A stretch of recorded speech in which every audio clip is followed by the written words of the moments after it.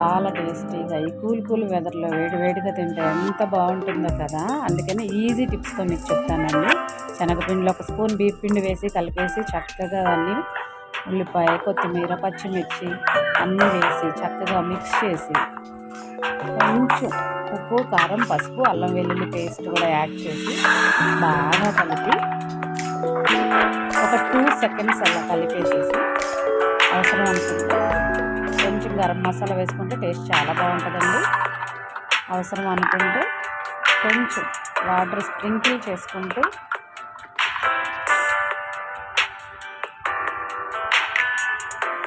పిండి మనం గట్టిగా కలుపుకున్నట్లయితే కనుక చాలా క్రంచీగా క్రిస్పీగా పకోడీలు అనేవి రెడీ అయిపోతాయండి.